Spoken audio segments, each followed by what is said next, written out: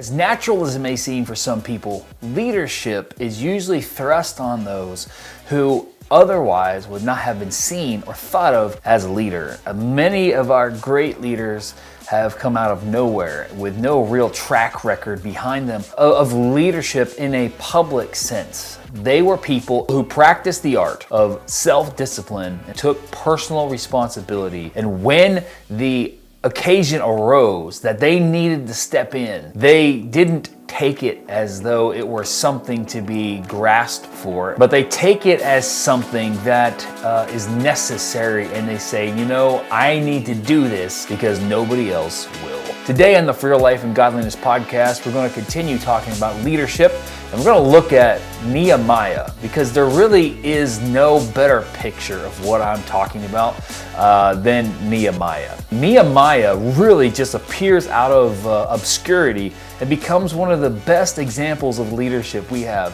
in the entire Bible. And that's what we're going to talk about today. As always, I am your host, Pastor Will, and this is the For Real Life and Godliness podcast, the podcast that takes the Word of God, this thing right here, and puts it down into the grit of your real life, where you can actually use it. And we'll be right back after this.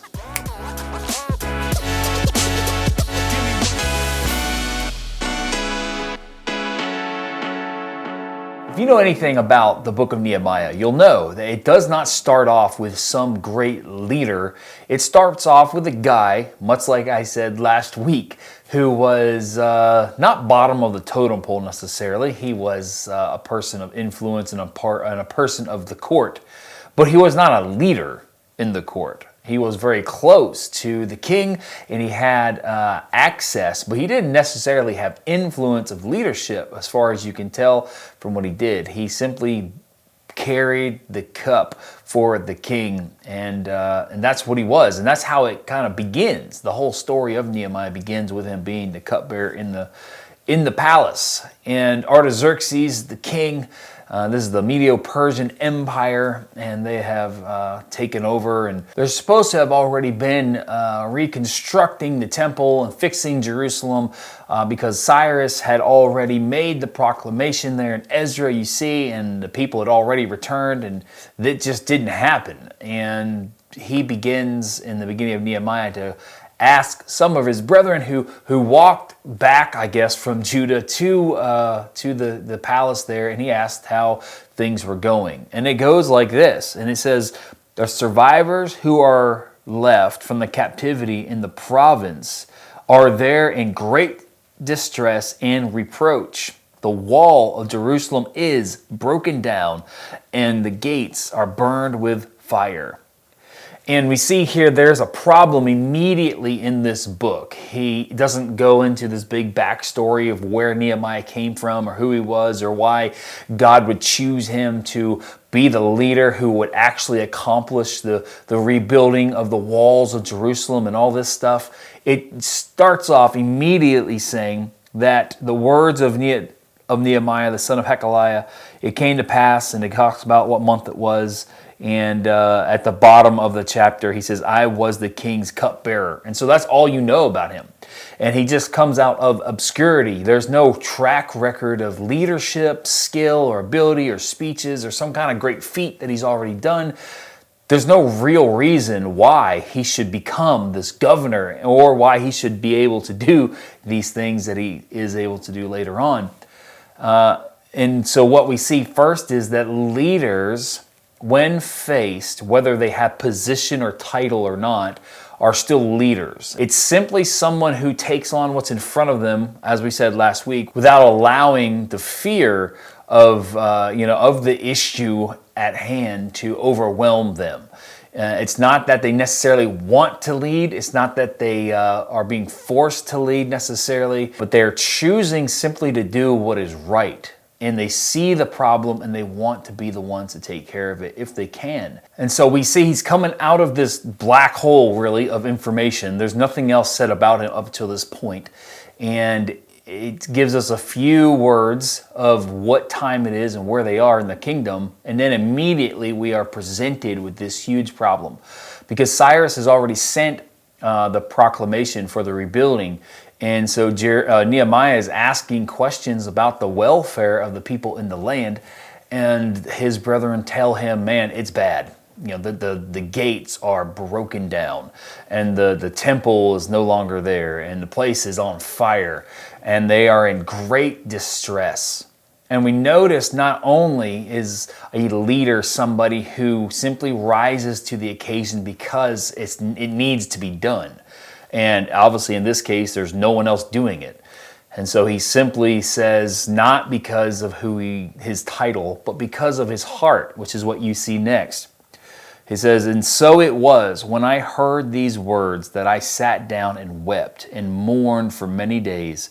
I was fasting and praying before the God of heaven. And then he goes on and he prays through this prayer. And he's given opportunity to present the problem to the king, which opportunity had a lot of fear mixed into it. And so we see these aspects of a real, true leader, not somebody who's given the title, as we said last week, because of name or pedigree or access or whatever it might be, or even their money, but somebody who the opportunity shows up, the problem arises, and they rise to the occasion, they take it on because they want to do something about it, even if it scares them to death. And it goes on in chapter 2, and it says that because he had been mourning and fasting and praying for so long, that even the king noticed that there was something wrong with him, with his countenance. And it goes on and says that the king asked him directly, why is your face sad, since you are not sick? This is nothing but sorrow of heart. And then immediately follows up saying, Nehemiah, describing himself here, says, I became dreadfully afraid. And to understand this, Artaxerxes could have thought that there was something wrong between him and Nehemiah didn't like Artaxerxes, essentially, or something like that. Or the king could have just not liked a sad person in his presence. I mean, these dudes weren't nice people for the most part. I mean, Nebuchadnezzar, Cyrus, Darius, Artaxerxes, Xerxes, none of these people, even though we read some good things about each one of them, they were not good people. I mean, Nebuchadnezzar in the Babylonian Empire was an extremely cruel person. And these people are not exactly known for their grace or their forgiveness, especially if somebody is offending them. And it could have been offensive for him to be in such a case here, and that's why he is so afraid. It's just like in Daniel, where the prince, or the point that's one that is set over the eunuchs there in Daniel, he is afraid when Daniel asks him if he can eat something different, because what they were giving them to eat would have caused him to become defiled according to the law, and because it was offered in temples and to idols and in the name of the king and all this other stuff that we'd have to get into deep. But there you see the same thing. He says, you're trying to endanger my life by asking me these kind of things. Like, I can't do that. And then obviously Daniel gives him like the opportunity just to kind of test it out first or whatever. But it's the same kind of deal here. You could be killed for anything. And as I said, in this case, being sad in the presence of the king would maybe highlight that there was something wrong with you, between you and him, or like you were planning something on him, or you were afraid, you were nervous because you're about to, in his case, probably poison his drink. He's the cupbearer. He's the one guarding what the king drinks. And that was his task. He had to be someone the king trusted well. And so when the king asked him a question, he better answer it honestly. And the fear of answering it honestly came on him. But true leaders, one, are not looking for leadership, but they take it because it is thrust upon them. I'll have to find that quote. There's a quote somewhere that talks about the leadership being thrust upon somebody, and the leaders are the ones who rise to the occasion. And it's almost as if the occasion arises to many people. And as I said, it's the leader who actually, arises to that occasion and becomes something that no one ever thought he could be. And in this case, that's what we find in Nehemiah. And so it's not someone looking for power, but it's looking for someone looking for a solution, and they want to be that if it's possible, even though they don't know if they can do it. And the next thing is that they have to have the heart for the people that they're going to lead.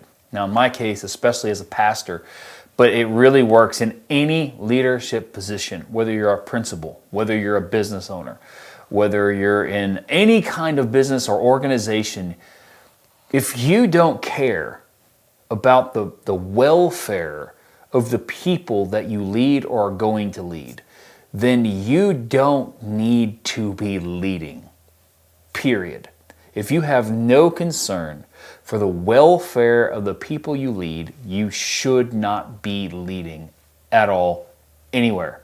Just as I said last week at the very end of last week's podcast with the bison walking through the snow and how the lead bison is cutting the path, and then you'll see this long train of the herd following the leader, and he's cutting through, and each successive bison essentially has an easier time, and the leader, though, is the one taking on the storm, head first, and he's cutting through it so that the people behind him, the ones behind him, can have an easier way forward. And that's what leaders do. They're not there for power, they're actually there for sacrifice. A true leader is there for sacrifice. And we see that also in Nehemiah, because he begins to say to him, may the king live forever. Why should I not be sad when the city, the place of my father's tombs, lie in waste and its gates are burned with fire? That was a pretty bold thing to say to the king. He essentially said, why shouldn't I be sad? My hometown is on fire and it's broken down into pieces. And then obviously the king says, what do you request? And then he prays immediately. And one of the things, especially with a Christian leader, is these quick prayers we see in Nehemiah all the way through it. He doesn't take these long, strung out, big, articulate prayers. He simply says, God, help me. God, grant me grace in such and such a thing. God, protect us. Do this. And it's usually a verse or so. And he is used to praying to God. And in this second, he prays and asks God to give him favor. And then he says to the king, and he says, look, if I have found favor in your sight, and notice this, he says, I ask that you send me to Judah, to the city of my father's tombs, that I may rebuild it. Now this is insane, okay? 5 minutes ago we're reading in this book, and he's a cupbearer. Okay, now that wasn't, as I said, some tall leadership position, which is what we just discussed. But it is a comfortable position. And like I just said, the leader is there not for power. The good leader. We're talking good leaders. There's obviously leaders who don't fit this description, but a good leader is there for sacrifice for the benefit of those who follow them, and not for power or abuse or self-aggrandizement or self-enrichment or whatever it might be. Now, obviously, you run a company, you want to have profits, you want to do those kind of things, and that's part of your responsibility to yourself, to your family, to the vision you had for your company. But if that's the only thing you see, and profits top personnel, I guess would be the best way to say it, you will lose personnel over and over again. You'll have turnover rates that would make your head spin, because when you place profits, even though they're important for a company and really any organization, because nothing runs without money, but if you're in a business, you still have to put these into practice, especially as a Christian who's leading. Now, if you're in the world and you're not a Christian, you don't believe in God, if you take these principles and apply them, you're still going to succeed. I would encourage you, though, to seek out the truth about Christ if you are an unbeliever and you're listening to this podcast, because you're going to find a level of peace and guidance and reality of what Christ brings into our life, not to mention the eternal effects of being free from the judgment of God and being accepted into the family. But besides that, the principles of the Bible work for everybody. But all that to say, you have to have a heart for your people, and that heart for your people will make you sacrifice for their well-being. And I've seen this, and I can't really go into depth about this, but I've watched this happen in my life. I had a person that I worked I worked with him more than under him. I helped him get started and stuff like that. But I watched him pay me what he promised, even though it was sacrificial, and it was a pretty good sacrifice on his end of things some weeks, simply because we were getting things started. And if you've ever started a business, some weeks it's feast, some weeks it's famine. And we had agreed on a certain level of compensation for me, and he met that every single week that he possibly could, even when it cost him on the back end. And that's what good leaders do. They care about those who are under them. And you see here, he is so broken about what's happening to his people.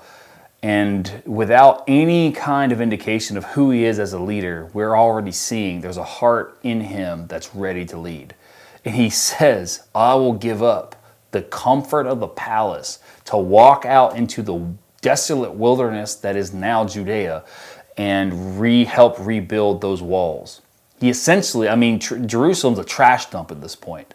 It is broken down, the houses are broken down, the temple's broken down, the gates are on fire, and there are enemies surrounding it everywhere. It's one of the most dangerous, desolate places that anybody in this period of time could go to and even think about. And yet, a man who has a super plush, comfortable job sees the plight of these people and chooses, because there is no one else to do it. He is in this place at this time for this reason. He takes it upon himself to be bold to the face of the king and ask him an incredibly dangerous and basically ludicrous request. He says, let me go to that place where it's difficult, where there's a problem, and let me be the leader who's cutting through the storm, cutting through the problem, and helping those who obviously cannot help themselves, because it had been years since Cyrus had made the decree and all that kind of stuff, and nothing had happened yet. And so there's obviously a disconnect. There's a problem. There's an issue. There is no leadership. And this man, who has no record, as far as we know, of leadership, has already begun to show the qualities we talked about last week, who takes what is in front of him, whatever it might look like, and just does the best he can with it.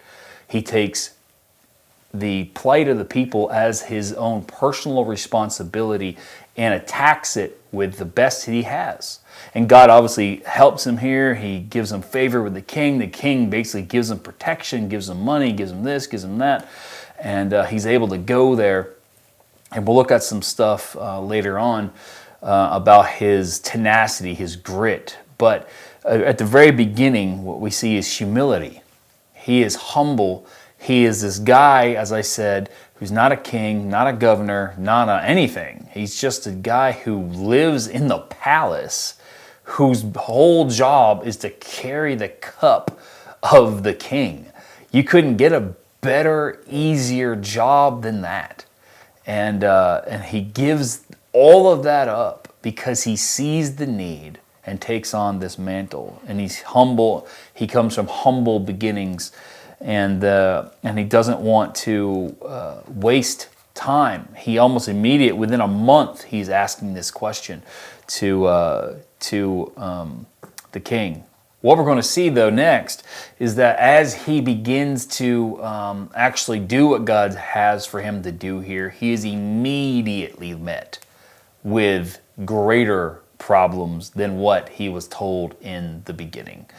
And a big issue we have, especially in the Christian world, which many times is divided from the real world, because we think that if we're doing everything proper, everything right, we get a hall pass, as the one preacher said, a hall pass on suffering. Or I think I was listening to Craig Rochelle, who was talking just recently in his past series, Christian-ish. He talked about how many of us have developed a transactional faith, that if I do such and such a thing, I will get such and such a thing out of God, as though God were a vending machine, which was his picture, that we put the money in, we put our tithes in, we put our our service time in, the time we show up to church in, and we expect to get out these blessings and these things like a Coke can. And he said, that's not how it works. He says, it's not about transactional faith, it's relational faith. And many times we will take on a new role, a new responsibility, we'll take on a challenge like Nehemiah does here, and we expect, after we get over the initial fear, which he had of this big problem that he's got to deal with in Jerusalem, we think that if we just make the jump over the fear, the initial challenge, that after that, God will bless and things will start to work out. Like it's just the initial part, and then we can get over that, and it's not a real issue, it's not a real problem, it's just inside of us. But God does not remove us from life. And this is something my dad has said for years, and I've used it at the hospital, I've used it in my visitations, and it's helped a lot of people up to this point. He would say, God does not take us out of life when we come to know him. He simply gives us somebody to walk through it with. And Nehemiah, the starting of the journey was the easiest part.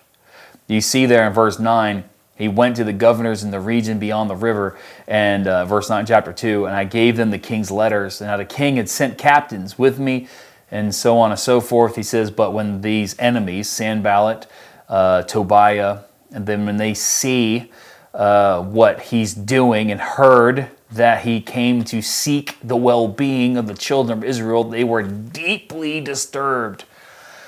And from that point forward, and if you know anything about the book of Nehemiah, you will find that they do everything in their power. They try to trick, they try to trap, they try to lie and slander, and everything they can to get Nehemiah to quit, to go home, and to give up on this project. And that's going to be the next thing we're going to talk about next week. This is going to be a shorter one today.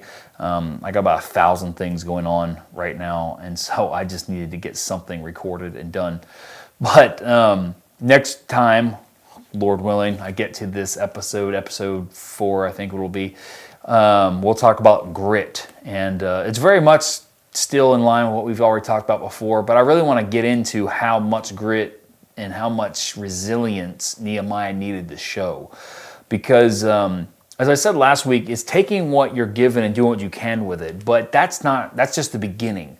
You know, we think if we do that part, then everything, as I just said, would just be fine after that. Like the initial shock is the only thing you got to get over. But leadership is a long haul prospect. If you're not in it for the long haul, then you don't need to lead. If you're not there for the people, you don't need to lead. If you're not willing to be humble and to learn and to adapt to situations, you don't need to lead. If you're looking for comfortable and in some kind of place you can become complacent, you don't need to lead. Leadership is difficult. Leadership is in the trenches with your people when it's necessary. Now, we'll talk a little bit about, in a couple weeks probably, the idea of being with people to a point, but also being separated, because there is such a thing as being too familiar, too close, and especially on two different sides. There's the micromanager, and there's also the person who just is not set apart enough to even look or appear as a leader, and which is balanced against the problem of never being with your people and looking like you're in some ivory tower. And so there's a lot of balance to leadership. There's a lot of, you have to strike this balance, as I said, of between all these things, and you're going to be asked a lot.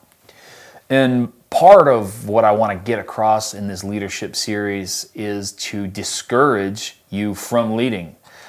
And that may sound strange, but we have far too many, especially inside the church, far too many people who have absolutely no clue what it means to lead, how much sacrifice is involved, And they end up destroying people's lives and homes and futures, and they hurt people, and they don't stick around when things get rough, or they become abusive and they abuse their power because they're only looking for comfort, and anything that threatens that comfort is cut out, and these things happen. And if I can discourage someone like that from ever seeking a leadership position, whether in the church or in the world, I'll have accomplished my mission.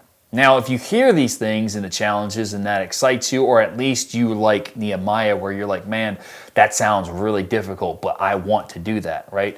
And that's kind of where I am. Like, I'll see these things and I'll know those things are true, but I'm like, I still want to pursue that because I see the need. And I know that people need to be led. They want leadership that is humble, that has grit, and we'll talk about wisdom too, these three things: humility, grit, and wisdom.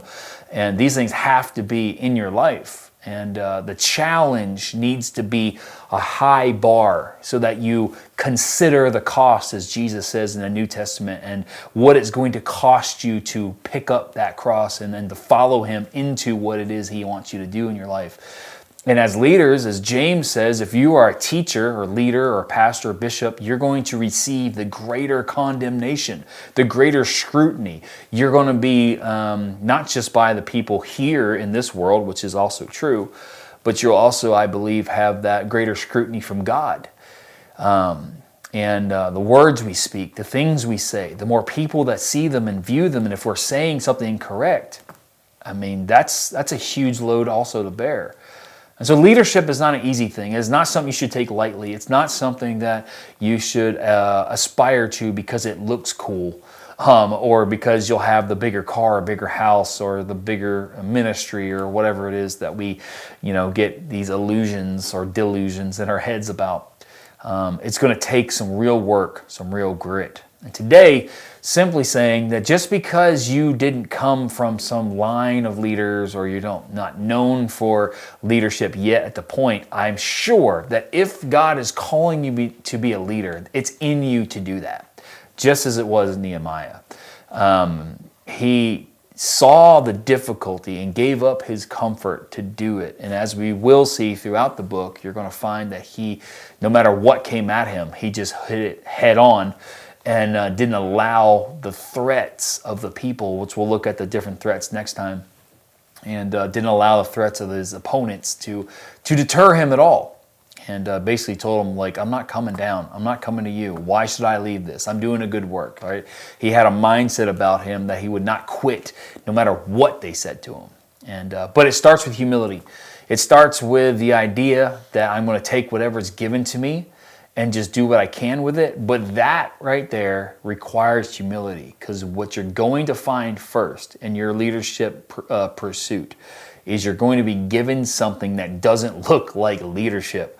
It's going to look like cleaning windows, like it did for me. I didn't get into that story, but that was the very first thing that I was ever asked to do in a church. I was about 15, and it was washing the front window, the doors, the see-through doors, and I was just happy to do something.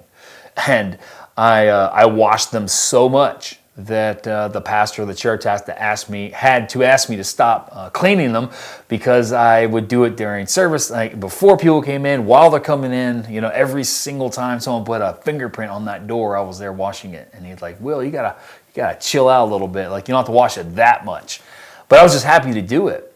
And as I look back, think that it was in that moment that God began to work in me with this one basic main requirement of humility, to just be humble enough to take whatever's given to you and not be like, that's beneath me, that's too low, and just do what you can. And if you keep doing that, you will end up maybe not in the highest positions of power of whatever organization or churches or whatever you're part of, but you will end up where God wants you to be, with the people he wants you to help, going through the problems that he wants you to solve. And that's all you should care about. That's today's For Your Life and Godliness podcast. I am your host, as always, Pastor Will, and I hope you enjoy these. Today was kind of ad lib. I didn't really have any notes written down except for like 3 things right here. And it's kind of just pouring out of my head at this moment. But next week, I hope to have a little bit more substance for you, a little bit more written down, so that you know where I'm coming from and where Nehemiah is really displaying these qualities and characteristics of leadership. So I appreciate you guys. If you're on Spotify, Apple, please rate us highly. If you don't like what you heard, just tell me personally. I'd rather you tell me than give me a 1 star. I can accept all kinds of criticism, believe me. If you're on YouTube, though, if you're watching this, like, subscribe, and share. If it helped you, it'll probably help someone else. Appreciate you guys, and we'll see you on the next one.